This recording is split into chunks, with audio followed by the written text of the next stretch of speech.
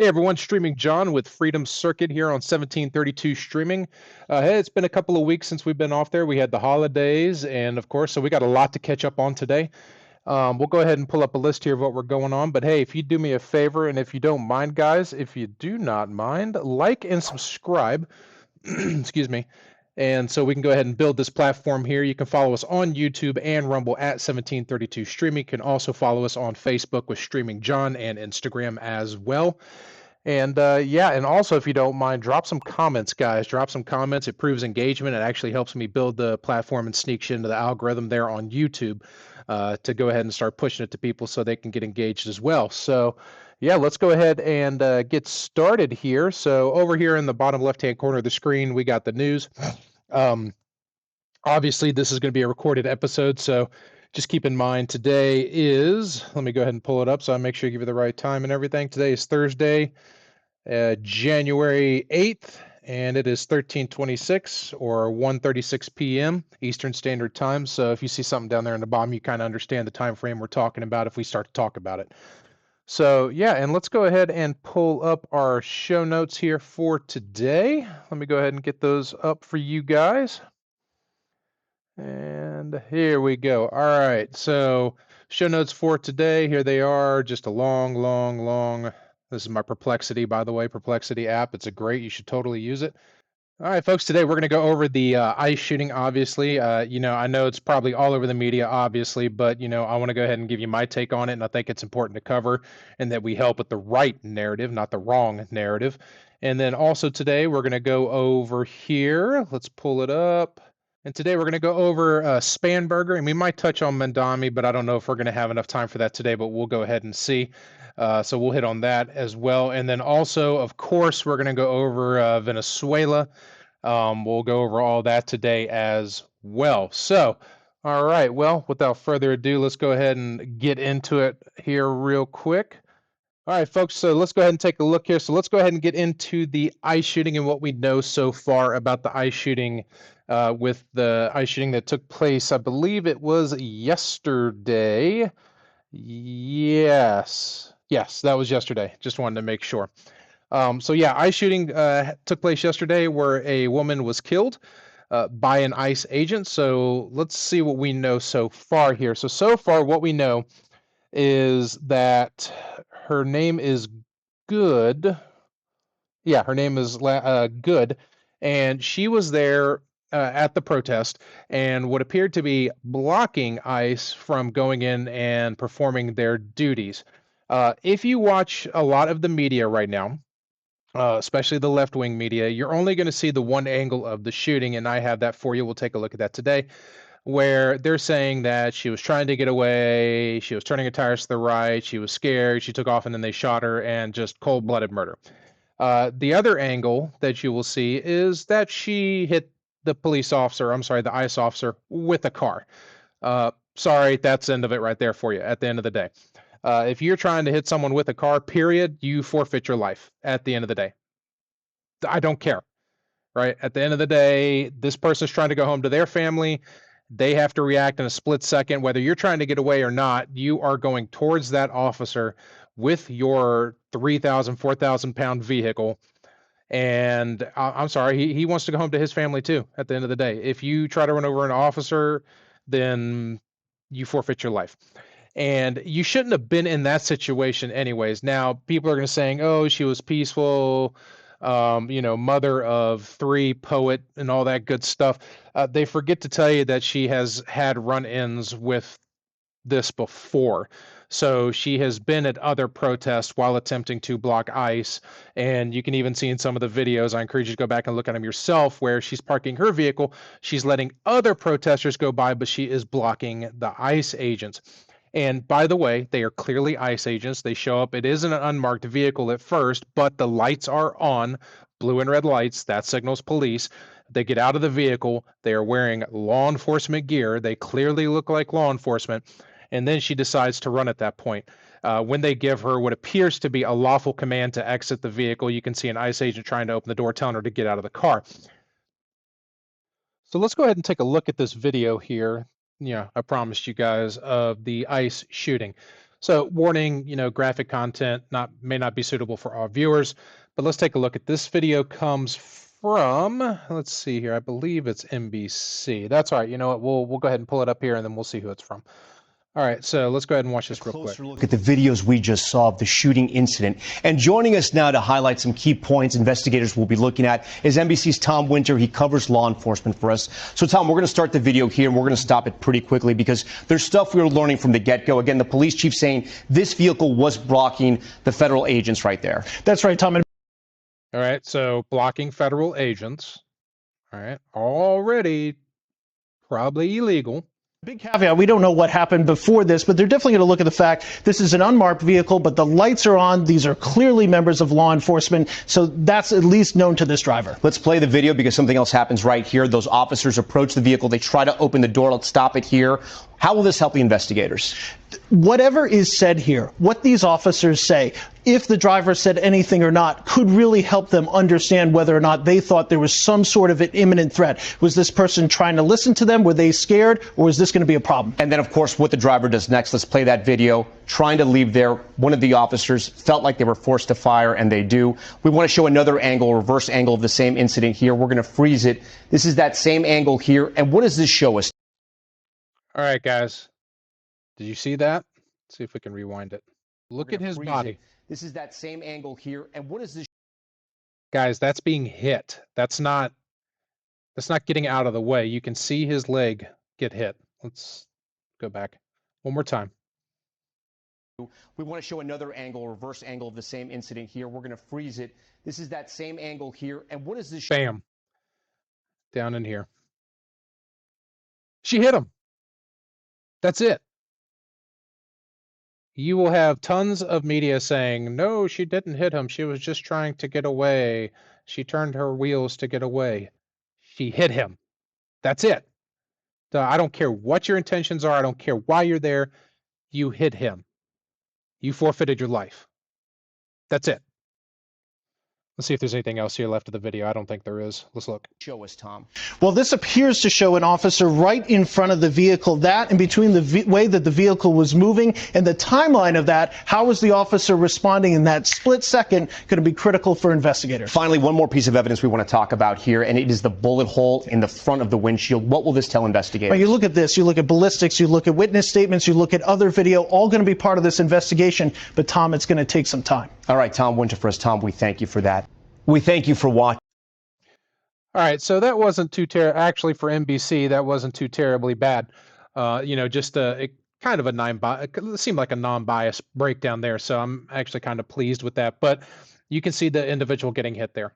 Have you seen that video clip on News Everywhere? So this was NBC News. Not 100% sure where NBC News, where it was, but have you seen that video clip elsewhere? I had to dig for that one, guys.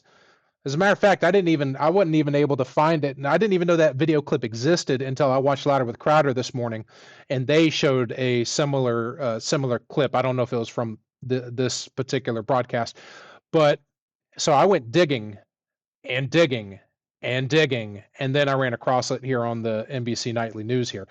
So yeah, what do you guys think? Drop some comments on that, man. Let me know what you think. Do you think that was do you think she hit the guy? Or do you think she was, peacefully trying to get away? Drop some comments. Let me hear what you have to say about that. So never mind the fact that she was, impeding law enforcement, which is already breaking the law. She got a, lawful command to be told to exit the vehicle. She didn't do, also breaking the law. Then she went ahead and decided to run from the police at that point, whether she was trying to hit the officer or not. Again, breaking the law. So we've already broken the law 3 times there in the matter of seconds. Now, when I look at the video, I see it looks like she is trying to hit the officer. She's the only one that knows, if her motives were to purposely hit him or was she trying to get away. You know what? We'll never know. But to me, it looks like she's trying to hit the officer. And maybe she's scared, adrenaline's pumping, and she's trying to get away, but it looks like she's trying to hit that officer to at least get away. Now, that being said, that officer also acting on adrenaline at the time, and a vehicle, its engine is revving up, its wheels are spinning, and he's standing in front of the vehicle. All he knows is that he thinks he's about to get ran over. Now, remember, in the eyes of the law, it depends on what the officer is feeling at the time. Does he feel his life or others around him are in danger? And at that point, he can take action with his firearm and lethal if he has to, which he did. So at first glance, watching the video, I support the police officer in this instance. Now, maybe something comes out later on and, we have to change our minds at some point, but at first glance, it looks like this officer was scared for his life. We don't actually know what this lady's intentions were. Was she intending to hit him or was she trying to get away and he happened to be in the way? Either way, she hit an officer with a vehicle. She was trying to get away from the police at that point, and I'm sorry, you're breaking the law. And they don't know what your intentions are, right? You're trying to speed away from, they're telling you to exit the vehicle. You're not exiting the vehicle, right? So you're already breaking the law. They don't know your intentions. You're trying to get away. They're worried that you're going to hurt others, themselves. I mean, sorry guys, you want to know how not to get shot by the police. It's easy. Check it out. I'm going to give you the secret. Don't break the damn law. All right? Now, if you break the damn law, don't argue with the police. Follow the commands of the police. Okay? And then you won't get shot. It's actually that easy. It's that simple. And we can go back and armchair quarterback this. If you're on the left, you can go back and say, well, she's trying to get away. Okay, fine. Maybe she is. I don't think she is. I think she's trying to hit the guy, but maybe she is. Let me tell you something. As a first responder, when you only have, milliseconds to decide how you're going to react, you don't have time to sit there and fully analyze the entire situation. While this car's revving its engine, you have your gun drawn. You don't have time to go, oh, is she trying to escape? No, you don't. I'm sorry. I have actually been in this type of situation here fairly recently, so I actually know what I'm talking about here. All right, so I'll share the story with you real quick and then we'll move on. I was going home in my vehicle to my house, and I drive an emergency vehicle, and it's marked, clearly marked, and someone tried to hit me multiple times on purpose. Now, I'm not going to get into details, but they ended up getting arrested. Nobody was injured or anything like that. The individual was intoxicated, so judgment was impaired. And they tried to hit me purposely multiple times in my marked emergency vehicle. Not once, not twice, but 3 times. Okay. Now, the thing is, the first 2 times, if you didn't, now it was nighttime, I'll give them that. But if they did not see with the reflective striping and all that stuff that it was an emergency vehicle, the 3rd time they tried to hit me, I flipped on my emergency lights. And they still tried to hit me the 3rd time with my emergency lights on, and then they took off and wrecked their vehicle. So I had milliseconds to decide what I was going to do next. And thank God that, I did the right thing. And I was able to not get injured. Vehicle wasn't damaged or anything like that. The only person that wrecked their car was the other individual. So, I can tell you that in the moment, I didn't have time to analyze the entire situation. If I would have sat there and analyzed the entire situation, my vehicle and me could have been damaged or injured, or worse, right?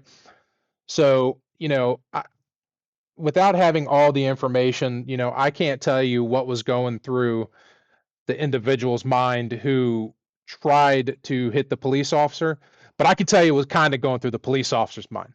He was going, oh shit, I really want to go home to my family tonight. And that's the reality. If law enforcement tells you to get out of the vehicle, your first thought shouldn't be to step on the gas and try to go anywhere. All right. I'm sorry, at that point you forfeit your life because they don't know what your intentions are and they don't know what you're getting ready to do. Are you getting ready to just run away, or are you getting ready to take that vehicle and try to hit an officer, another civilian, or anything like that? So sorry, the rest of the argument is absolutely moot to me. You You decided to take off at that point. Done. You forfeited your life. Sorry. You know, don't run from the cops. Follow lawful commands, and you're good. That's all you have to do. Okay? That's it. And I cannot stand right now seeing all of these media people right now, whether it's influencers or the news right now, saying that law enforcement murdered this woman. Now, obviously, they have a narrative right now, and it's driving me nuts. And they're saying, oh, she was trying to get away and she didn't hit the police officer. Wrong. You're wrong. I'll show you the video. She hit the police officer. Okay. And her intentions were not pure at the end of the day. They're just trying to gaslight you, and for some reason they want George Floyd 2.0 right now. I don't know why they're trying to go for this right now. I just anything they can do to make conservatives, or the Trump administration look bad. I guess they're just happy with, even if it's at the cost of lives and property damage. I guess the left is okay with it. Instead of a peaceful resolution, instead of the governor and the mayor. By the way, you should go back and watch them right now, because watch their videos of their conferences. They're not preaching peace by any means. ICE, get the F out of our town is what the mayor said. Governor Waltz, Tampon Tim, piece of crap. He's decided that he's going to activate the National Guard, or have them on standby to protect the citizens from ICE. What an asshole. So, some people are actually encouraging the president to enact the Insurrection Act so he can put a stop to that. I don't know. We'll kind of see how far that goes. I hope it doesn't go that far, but if it does, then yeah, he probably should. Minnesota does not need to impede ICE from doing their job, which is actually constitutional, what they should be doing. Minnesota is stopping them from doing their job. So, we'll keep an eye on that, and we'll update that as necessary. But I can't stand these people right now on the left. They're just ICE bad murderers. She was peaceful and trying to get away. No, do the research. And if you did the research, you're willfully lying to everybody to create your own narrative. She was not peaceful. She showed up to disrupt law enforcement. Period. There's a video of her supposed wife. I'm not 100%. They said wife, but I can't verify that. Saying, "Oh, it's my fault. I made her come here," implying that she was there to interrupt the ICE protest. Go back to watch the video and make your own opinion, but that's the way I see it. So yeah, she was there to interrupt law enforcement. She didn't follow willful commands. She was there for a purpose, and she didn't follow instructions, and it got her killed. Sorry, not sorry. Follow law enforcement. Listen to their commands. Lawful commands, by the way. Lawful commands. And don't break the law. And don't impede law enforcement while they're doing their job. All right, that's if you're blocking ICE, you're whether you agree with what they're doing or not, it doesn't matter. At the end of the day, they're doing a job and you're impeding that. That's actually against the law. You can't impede law enforcement. So I don't want to see anybody dead, and I think it's very sad that she died. But kind of seems like that was within her control at the end of the day. And I feel so bad for her kids losing their mother at the end of the day. That's incredibly sad. But she put herself in that situation, is the way that I'm seeing it. All right, let's move on to the next one. Actually, yeah. Comment. What do you guys think? Drop some comments, drop some chats, however you want to communicate. Reach out to me on Facebook on Streaming John. But drop some comments. What do you think, guys? Do you think this was justified, or do you think that this shooting was wrong and the ICE agent is a murderer, which I don't believe at all? But, I really like to know what your thoughts are. And have you seen the videos, all the videos, not just the one that you're seeing on the news? Have you seen the other video from the other side where you can see the law enforcement officer standing in front of the vehicle and the vehicle hitting him? Have you seen that video? I had to dig really hard to find that video. Now, it might be more available now as of this recording, but I had to dig and find that video because it's only being shown on a few somewhat right-leaning networks. And I had to go into YouTube and find some independent people that posted it. I can't find it anywhere on the major news outlets except, Fox. And I didn't check Newsmax, but yeah, I found it on Fox, but that's it. I can't find it on CBS, NBC, or any of that stuff. Now, again, that might have changed by the time this video drops, but I couldn't find it. So, what are you being shown? Drop the comments. Let's talk about it. And let's take this opportunity. If you don't mind, subscribe, like and subscribe on whatever platform you happen to be watching on right now. If you're on Facebook, follow us. If you're on Rumble, give us a follow, hit that notification bell. And if you're on YouTube, give us a subscribe. And follow us on Instagram as well. You can follow us at 1732 Streaming on Rumble and YouTube. And you can follow us at Streaming John on Facebook and Instagram, and now Threads. I haven't done much with Threads, but we're getting that going there.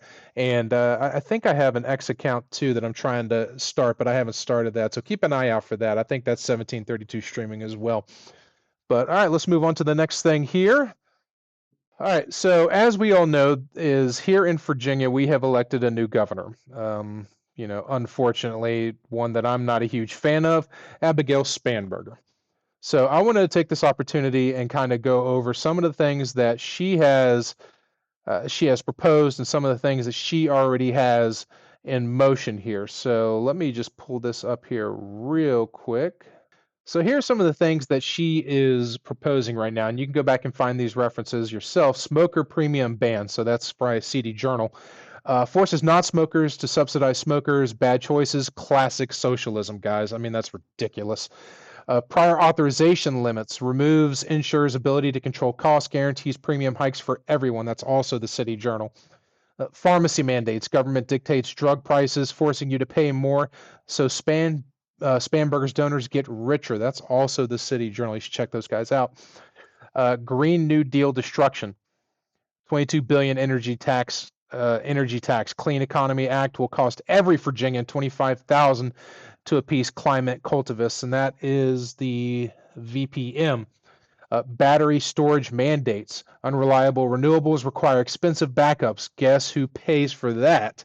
You do. Green energy scams, low income efficiency programs waste money while raising your rates and taxes. Guys, the green energy crap has not been working. We know that. We're just not there yet. Is clean energy the future? Yeah, I'm sure it is. Solar and all that junk. I'm sure it really is. But we're just not there yet. We're getting there.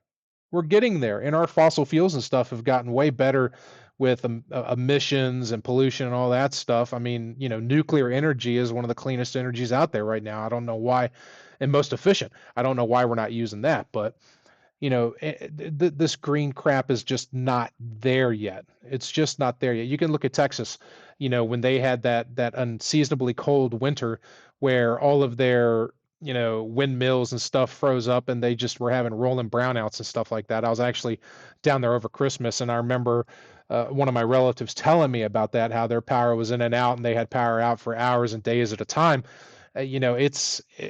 Not only is Texas infrastructure not really made for that long-term freezing weather, but they had a lot of windmills and stuff like that out there producing energy, and that's what happened. So, Abigail Spanberger has taken us down a wrong rabbit hole, and I think we need to, do what we can. Unfortunately, the House and the Senate in Virginia and now the governorship are all Democrats. So, I don't know. I think we're in for a rough one here. So let's go into the other thing. So that's just the green crap that she's trying to push. Some of her things, the Second Amendment, and that is very important to me. I think having a Second Amendment is important. It protects us from tyranny, from our government and foreign invaders. And you should also have just the right to protect yourself as an American citizen. So let's take a look here. Some of the things that she's actually proposing right now. So AR-15 ban. She wants to criminalize AR-15s, the most popular rifle in America. Okay, and I'm not going to say that I have some of these because I don't want it to be on video, but wink, wink. This is a very versatile rifle. It just looks scary to me. It looks cool. It's a scary gun, but no, it's a pretty damn cool gun. It's a very versatile weapon. Right? It can be used for hunting. It can be used for self-defense. It can be used for, target practice. It's an extremely easy gun. It's kind of like the Legos of the firearm community. You can build it pretty much however you want to. You can customize it or not. It doesn't really matter. It's even in its most basic form, it's a very easy gun to use for just about everybody too. That's why it's also very popular. It's easier for smaller people, women. It's easy for them to use. It doesn't really have a whole lot of kick. She's trying to put a ban on that right now, trying to get rid of your AR-15s. Yeah, I'm sure that's what the founders wanted, was for somebody to come in and take your guns. Now, the way that I understand it right now is her current proposals would not affect current AR-15 gun owners. So if you have them before any laws that take effect, you would be grandfathered in, you would be okay. You just wouldn't be able to sell it or purchase more. Can't sell it. So what are you supposed to do with it? Just if you wanted to get rid of it, what are you supposed to do with it? You can't sell it. Can't give it to a family member. Oh, you probably have to give it to the state. Hmm. So, you know, uh, we got to fight this, guys, the best we can. We got to do everything we can. If you live in Virginia, call your local, national, everybody. Call every representative. Email them. It's so easy to email your representatives now. Need to fight this, man. They need to leave us alone. Leave our guns alone. Okay. At the end of the day. So magazine ban. All right. This is this California shit right here that Virginia likes to try to do sometimes. Limits to 10 rounds while criminals ignore the laws, leaving you outgunned. So that is absolutely correct. Her administration wants to put 10-round capacity limits on our magazines, and that is elections dot Brady United. So I'm actually not familiar with that, but I was just looking at that resource. I'm sure you can find it anywhere else. I've actually found it, within other websites too. That's just the one that pulled up today. Yeah. So I've actually had a relative, not a blood relative, but a relative, ask me, "Why do you need 30 rounds with your AR-15?" And my response was, if it's more than one person, and I just want to make sure that they're dead if they trespass on my property and try to kill me and my family, I want to make sure that they're, doubly dead. I want to make sure I have enough rounds and put enough holes in them. There's absolutely no doubt if they're trying to kill me and my family. Period. And also one of the things where I live, I'm not going to say where I live. I love the law enforcement in my community. I actually worked with a lot of them, years ago. I don't even know if they're still around because I've been out of it in the local community for 10 years. But love those guys. But I also understand the reality of where I live. I live in a very rural area. And I had an incident where my alarm system went off at my house, and it was one of my window alarms saying that it had been opened. And fortunately, that it was an error on the alarm's part. Nobody was trying to get into the house. The alarm was still intact. It was some sort of glitch or something like that.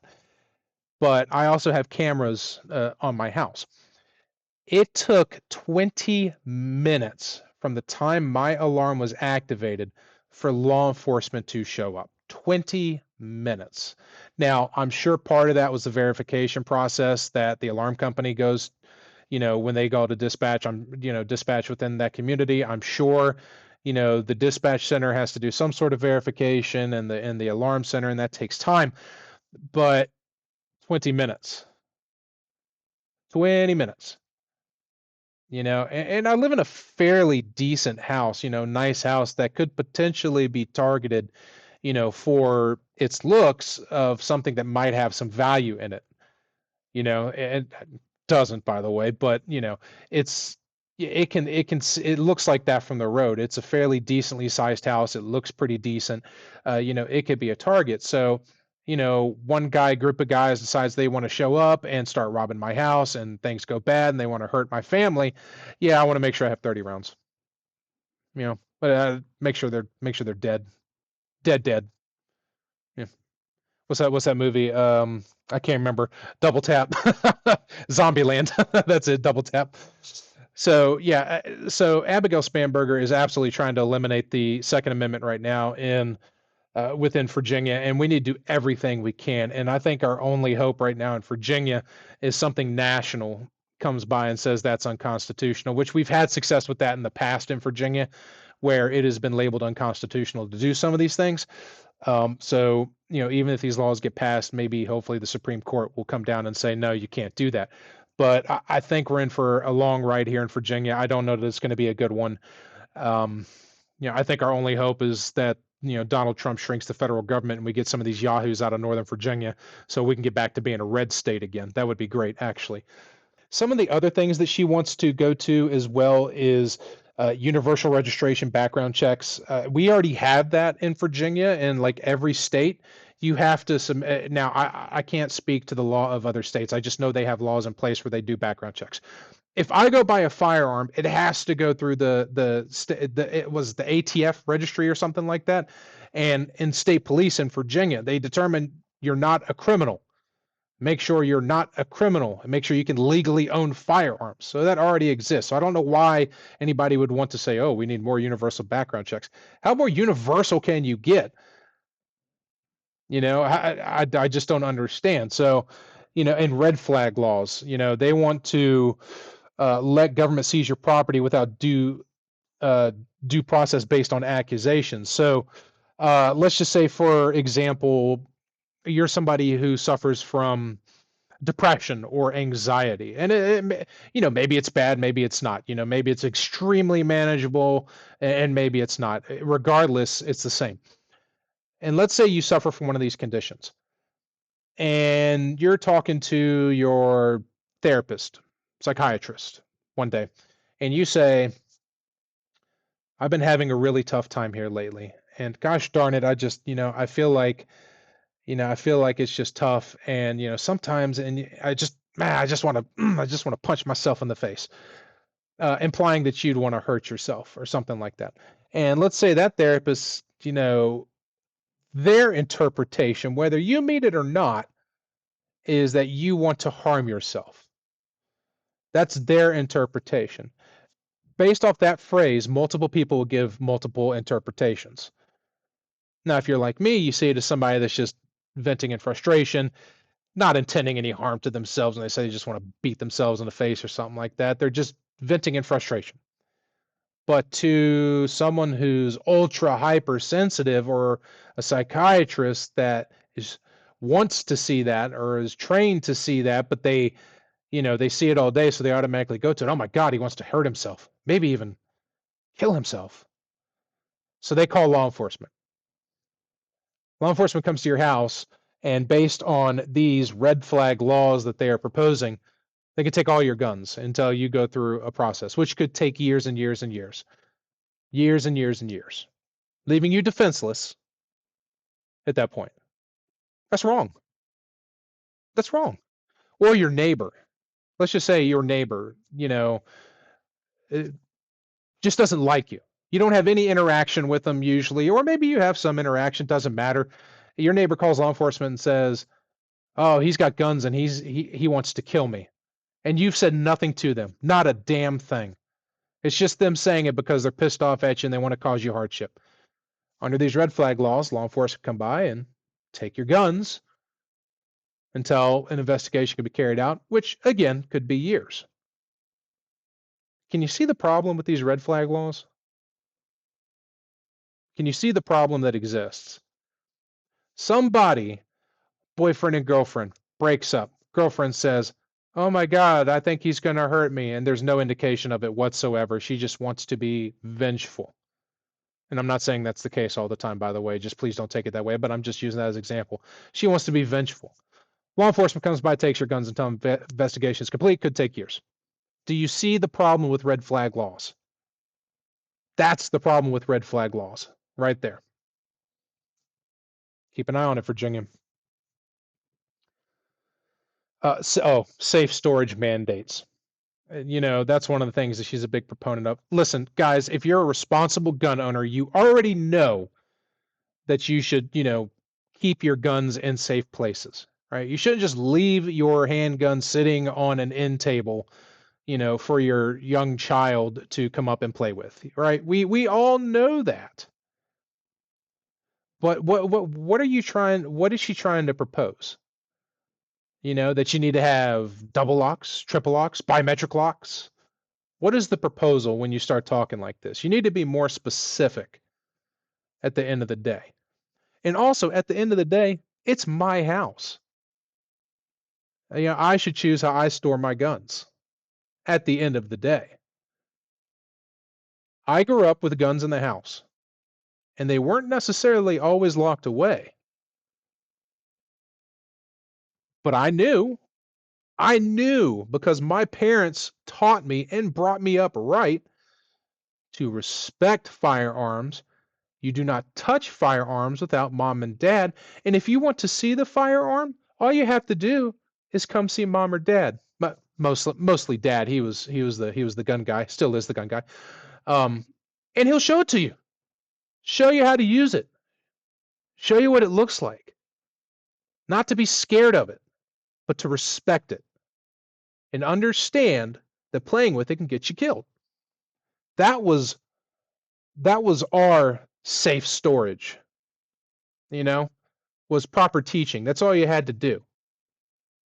Neither me or my sibling ever shot ourselves by accident because we knew until we reached a certain age, we shouldn't be touching any guns without our family. And we also knew that if we wanted to see the gun, all we had to do was tell our father.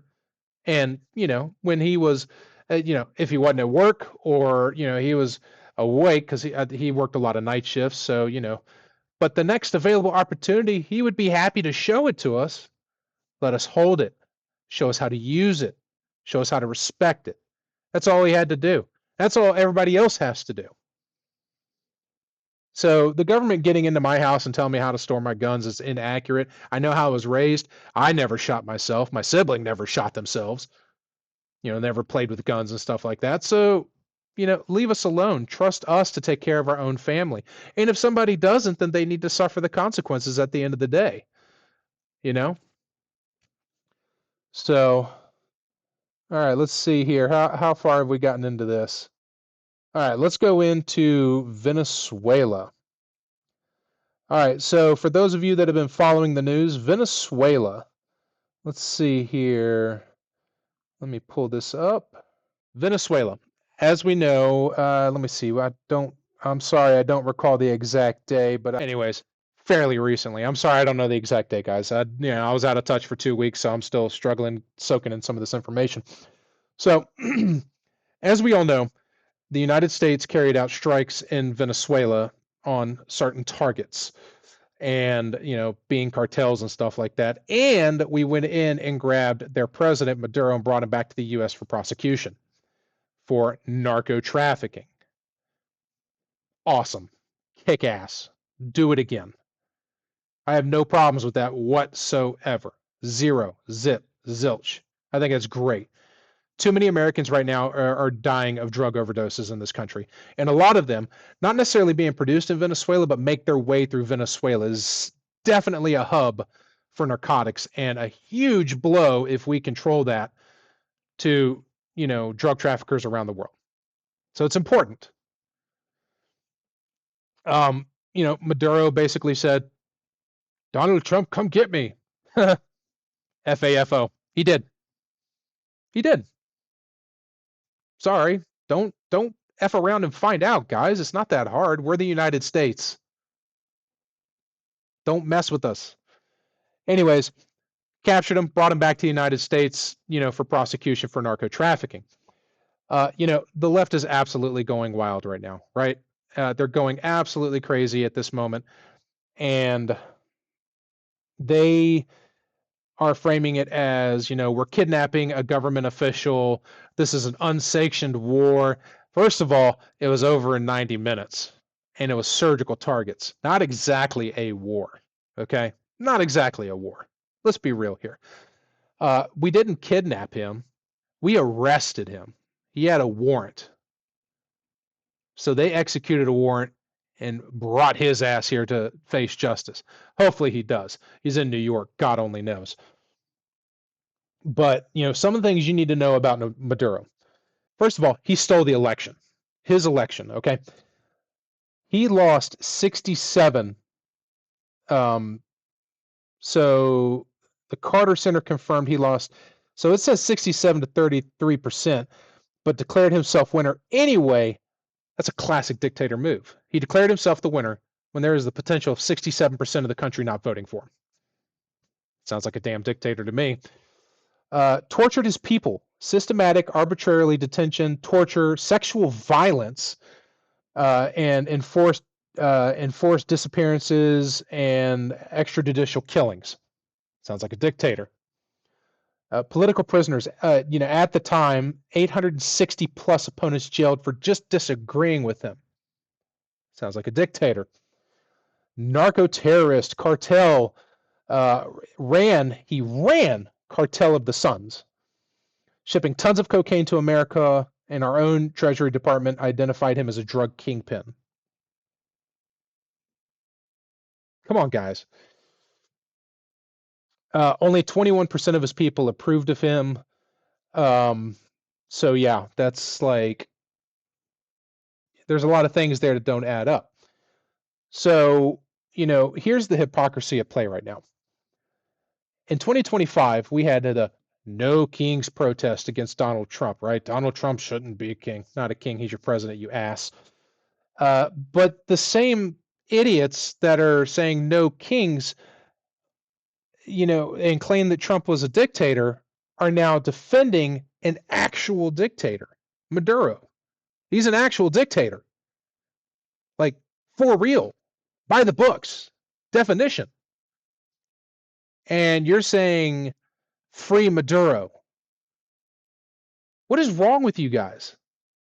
And those of you on the right, we're good. This is for the people in the center and the left. What is wrong with you? You think Trump's a dictator. Okay, fine. You have your beliefs. I can't help you. You're an idiot. This ass is doing way worse than Trump has ever done. Actually documented doing. Evidence of doing. None of this fake crap that you guys push on our president. Real shit right here. And you're saying free Maduro. What is wrong with you? At what point? First of all, you need to be consistent. If you say no dictators, then that means all dictators, guys, not the ones that are supporting your campaigns and stuff like that. You need to, actually stand up for your principles. Or principles, not your principles. Your principles are messed up. Real principles. Don't support the actual dictator killing his people and killing Americans via narco trafficking and supporting terrorists via oil, to our enemies.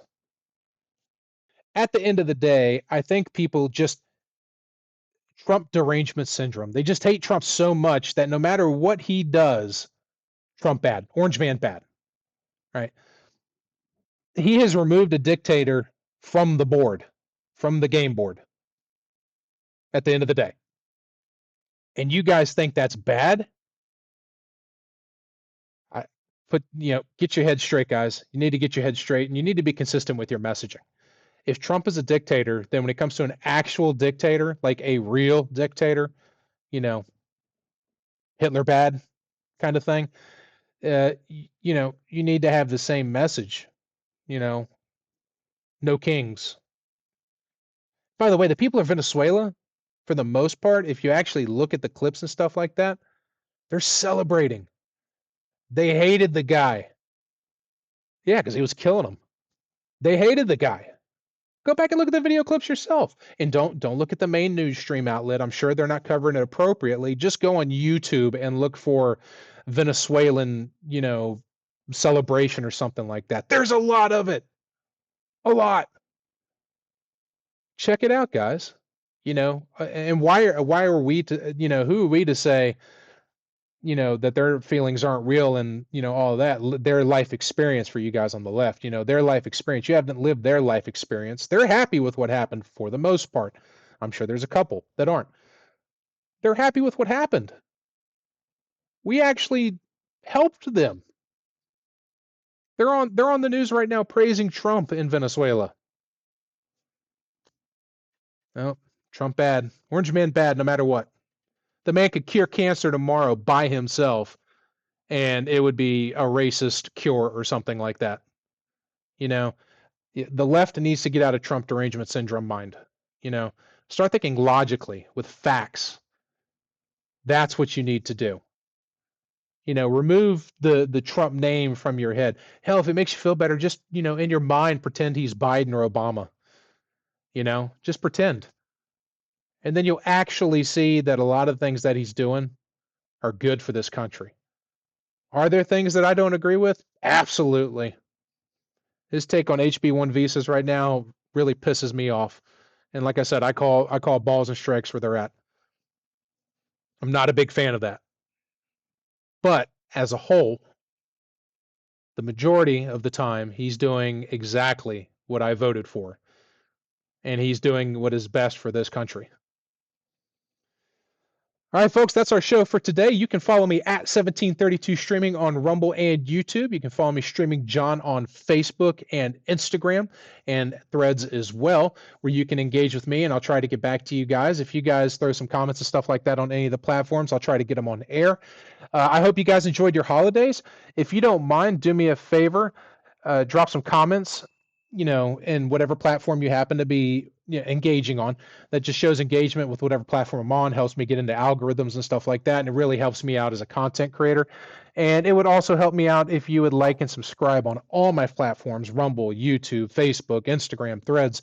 I prefer Rumble, but if you can follow me on all of them, that would be great. That also helps with, especially YouTube. YouTube's a fickle bitch to navigate, so anything that you can do to help me out, grow this platform, I would appreciate it. And we'll see you guys next time on an episode of Freedom Circuit. Keep your head on a swivel. Stay safe. I'll catch you guys later. Peace.